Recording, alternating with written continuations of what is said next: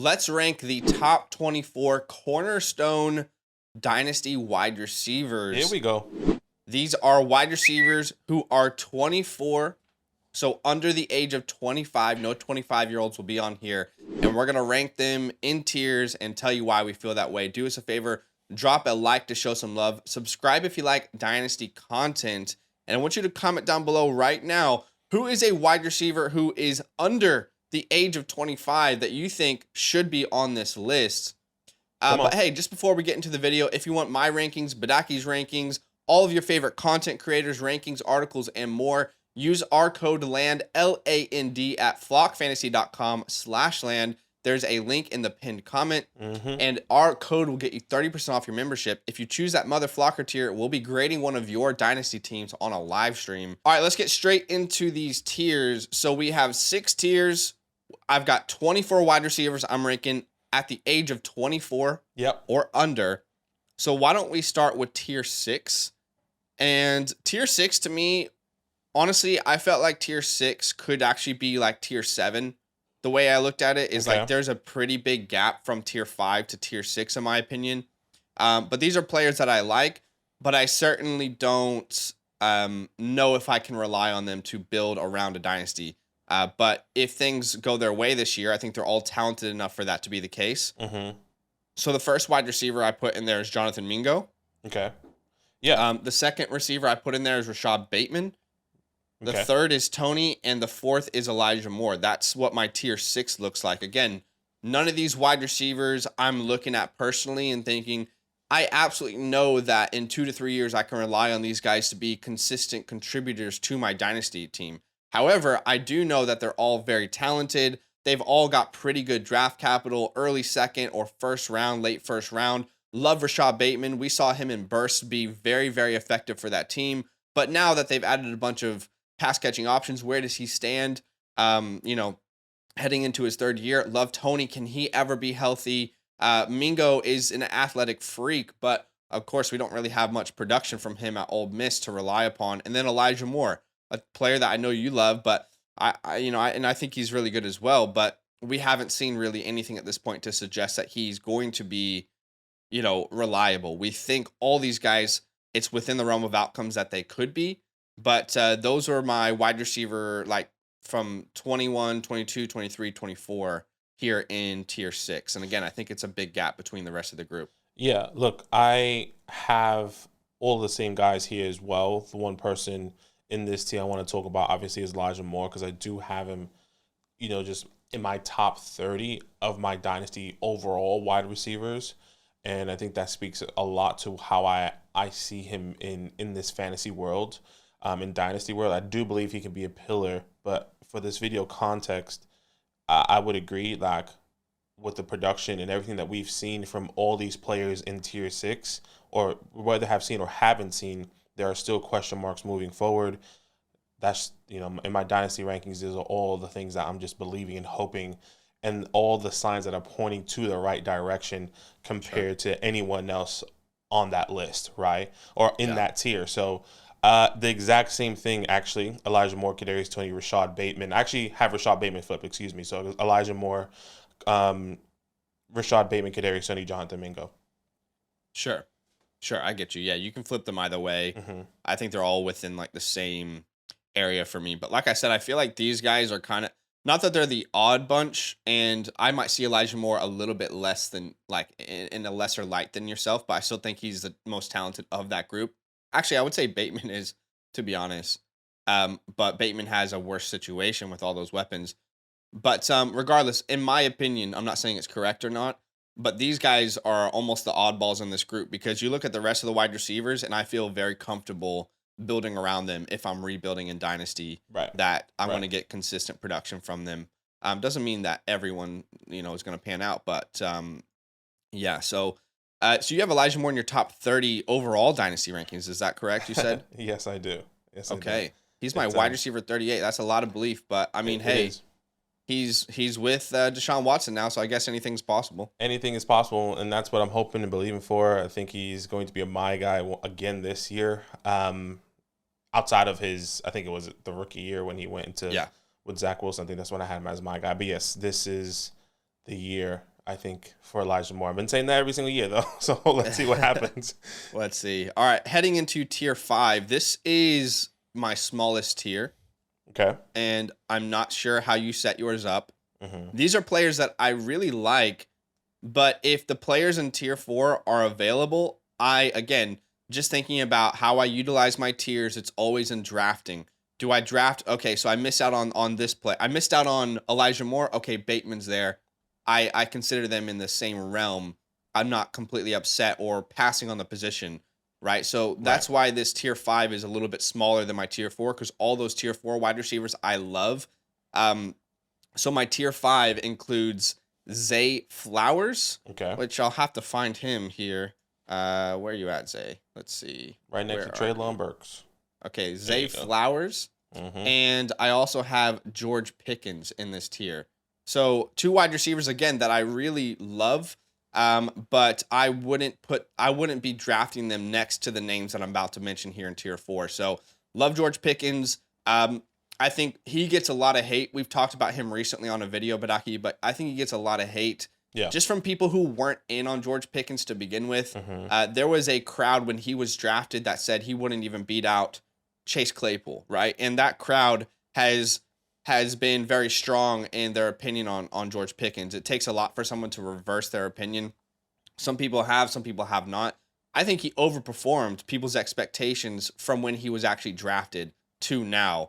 And yes, he needs to work on his route running, but I'm very excited about the talent. You can't not have eyeballs and watch this guy and say he's not talented, right? Zay Flowers, a wide receiver that I really loved in this class. But again, with all the weapons in Baltimore, I know they're going to be more pass focused, but OBJ isn't going to be, a bystander. He's going to be involved if he's healthy. You got Mark Andrews still, who's the number 1. I don't think Zay Flowers is going to supersede him. And then I think Bateman is just as talented as Flowers. So it's like who rises to the top, the cream to the top. And again, I like both of these guys, but I feel much better about the players in tier 4, and I would draft them with more confidence. So that's my tier 5. I'm not sure how you're looking though. So the only other person, which I know we're already going to disagree, and that's going to be Treylon Burks in this tier.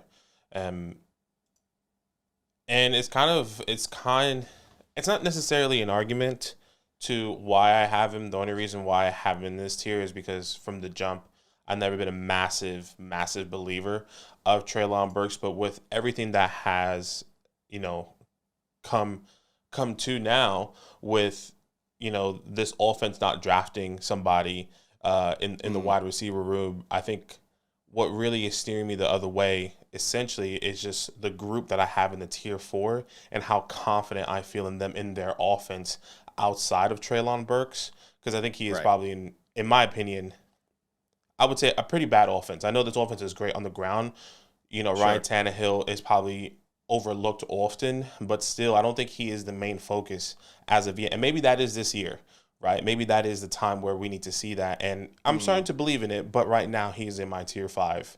Okay, let me go to bat for him real quick, because he's actually the very beginning of my tier 4. Okay. So it's not like he's just in my tier 4. No, he's at the very beginning of my tier 4. I have a lot of confidence. You guys know I've been talking about Treylon Burks. I've been telling you to buy him for 8 months now. I've been consistently saying buy Treylon Burks, buy Treylon Burks. And I hear that sentiment a lot, Badake, and maybe I convince you, maybe I don't, but I often hear look, I'm not saying you're saying this exactly, but I keep hearing this sentiment that it's a bad offense, therefore Treylon can't succeed in fantasy football. I don't understand that narrative, because we see bad offenses produce good wide receivers every single year in fantasy football. Top 24 wide receivers, we see that every single year. In 2022, Jerry Jeudy, Michael Pittman, Terry McLaurin, all their offenses were bottom 7 in the NFL, and they all finished in the top 22, right? You go back to 2021, Darnell Mooney was a wide receiver 23 on the 4th worst offense in the NFL. Amon-Ra St. Brown was the wide receiver 21 in the 6th worst offense in the NFL. You got Deontay Johnson, DJ Moore, who also finished in the top 18 on offenses that were pretty poor. Then 2020, Terry McLaurin, Robbie Anderson, Allen Robinson, all finished in the top 20, being on offenses that were bottom 3rd in the NFL. And if you look at those guys and you look at their opportunities, one thing is the same. It's volume. And volume is king in fantasy football. Treylon's going to have so much volume I just don't see how he's not going to break out in 2023, barring an injury. I think he's talented, extremely talented. He had every check mark coming out as a prospect. He just need to work on his route running. But I mean, already top 12 in yards after the catch per reception as a rookie. And I understand the concerns about Ryan Tannehill, but you bring in Will Levis. Even if you hate Will Levis, like I wasn't a Will Levis guy, but quarterback competition is good for your quarterback room, regardless of how you feel about it. So I'm going to advocate for him.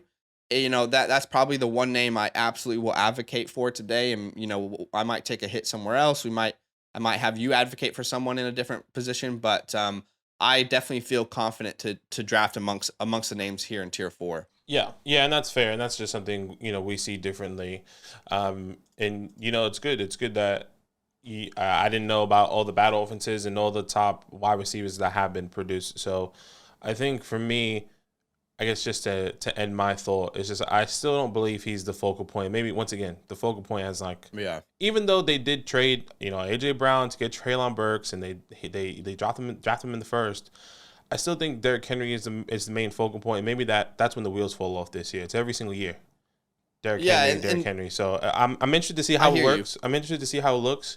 I think I need to see it before it happens, even though that's a bit weird to kind of say when we have some of these rookies over Treylon Burks. But I think that's what happens in fantasy every single year. So I feel so confident in this Treylon take. And you know, again, I could be wrong. Wouldn't be the first time, but I feel so confident in Treylon Burks. Mm-hmm. And you know, the last two things I'll say just quickly, like, okay, the offense isn't built around Treylon Burks. I mean, new GM, right? New GM came in.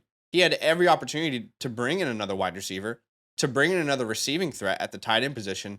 Didn't do that at all, right? I mean, their main receiving threats from last year, Austin Hooper and Robert Woods, combined for 151 targets, they're gone. They didn't replace them, right? And I hear you, but if I'm a GM and if we're honest, we take over the Tennessee Titans, we look at this team as it's currently constructed and we're saying to ourselves, can we really build a Super Bowl team around a 29, soon to be 30-year-old running back, right? I mean, at some point we can't give him 350 carries every single year. So I would kind of like, again, maybe it's my bias showing, but I do think this team is aware of where they are and they need to find pillars to build around.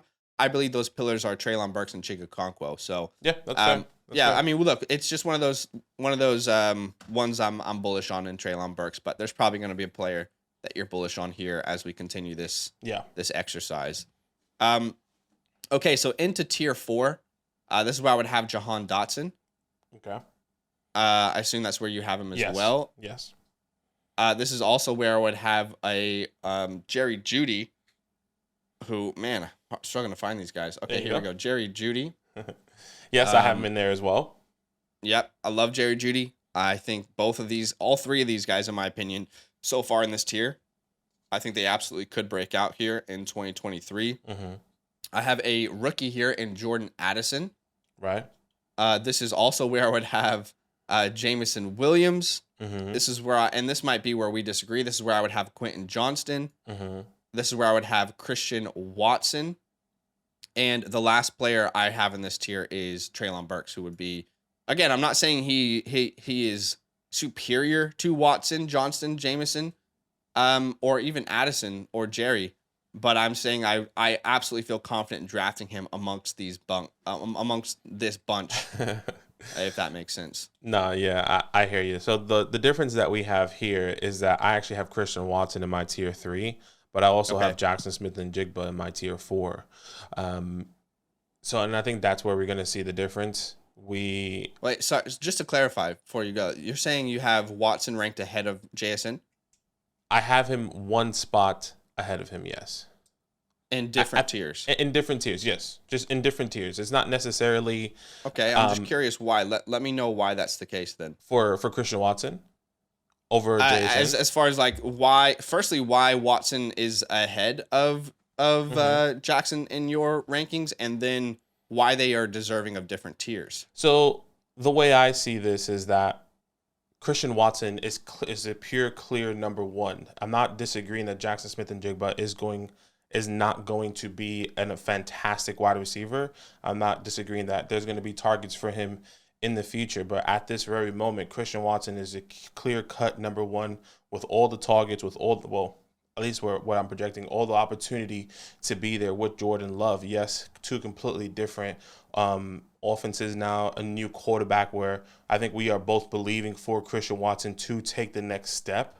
But this is why I think they're back to back in my rankings, Jackson Smith and Jigba, and he's not as high as everyone else in my rankings as of as everyone, right? So that's how I'm seeing them right now. And they're both so Christian Watson is my last person in my tier 3, and Jackson Smith and Jigba is technically behind Quinton. So they're technically 2 spots behind. So that's how you have it. Yes, that's how I have it with Treylon Burks, obviously in tier 5. So it's not necessarily I don't believe in Jackson Smith and Jigba. Sure. We've seen the production for Christian Watson. We've seen how great he was in the second half of the season. He was a league winner. Yes, that was with Aaron Rodgers. And now we do believe in Jordan Love. Hopefully he takes those next steps. But he's still going to receive the 100+ targets. He's still going to be using jet sweeps. He's still going to be the red zone threat and the deep threat. So that's how I'm seeing it right now. Not a knock on Jason. That's just how I have it ranked. Yeah, okay. I can respect where you're coming from. So you have Jason in tier 4. I have Jason in tier 2. He would be in tier 2 for me. Mm-hmm. Again, I would have Christian Watson down here in tier 4. And I've been saying to buy Christian Watson all offseason. Like, I'm not anti Christian Watson, but I personally don't see how he is a superior talent to the guys in tier 4 or in a superior situation. Mm-hmm. I mean, we love Jordan Love, but there's still a lot of question marks around him. So I personally would not have him in a separate tier. I guess the way that we can meet in the middle here is to bring Watson up to tier 3. And I'll bring Jackson down to tier 3 from tier 2. Yeah, sure. I guess that's meeting in the middle, right? I mean, unless you have a better idea there. No. Let's see how the rest pan out, because clearly we have I think we have our tier 2 and tier 3 a little bit differently. So I'm interested to see how that works out, because we have them both in different tiers. So it's going to be interesting.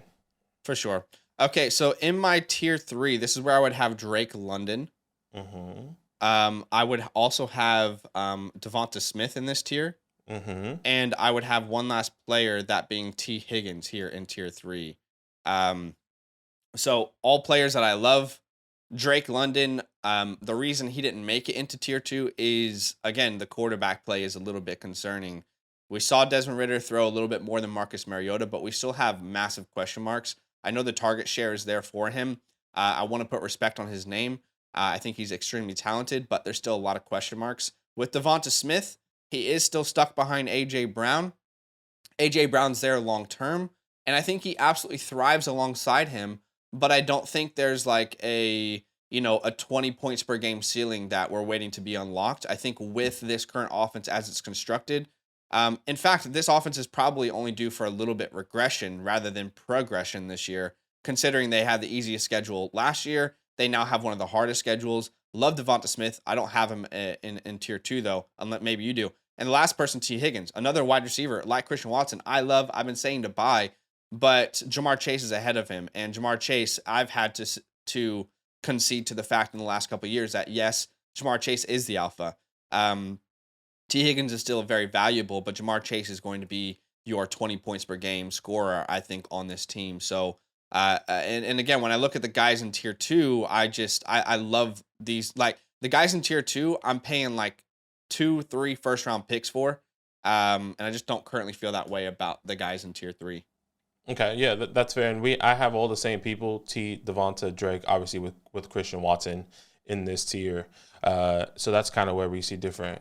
Okay. We kind of see similar, but we see different outside of the Jackson Smith and Jigba part. So. Yeah, sure. Yeah. I would have Jason up. You would have and Watson down. Mm-hmm. You would have Jason down in tier 4. Correct. Okay. So let's head into tier 2 here. Amon-Ra St. Brown. Yep. Young has proven it year in, year out. Both years in the league has been a league winner and seems to be the focal point of his offense. Same could be said for Chris Olave for his rookie season. On a per-game basis, he was actually just as good as Garrett Wilson. I think a lot of people overlook that. Jalen Waddle finishes a top 10 wide receiver despite Tyreek Hill being there, and there's no questions around any of the players' talent in this pool. Yep. I got Garrett Wilson here, and then the last wide receiver in this tier is CeeDee Lamb.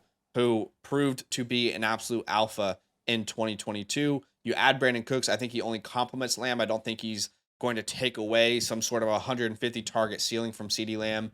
But these guys are like your superstar, unquestionable wide receiver ones on your dynasty roster that you can build around. I mean, you got 2 of these guys on your dynasty roster. I mean, fill out the rest. You know what I'm saying? So, this is how I feel about this tier 2 here. I love all these players, personally. Yeah, completely agree. That's exactly how I have my tier 2, and obviously there's no point of really talking about tier 1. We both know who's in there: Justin Jefferson and Jamar Chase. Sure, agreed. The cornerstones: wide receiver 1, wide receiver 1B, however way you want to put it, whether that's Chase first, Justin Jefferson first, however the case may be. I do have a question really quick before we do end it, because I was just thinking about how you were alluding to like Devonta Smith behind people, T. Higgins behind people.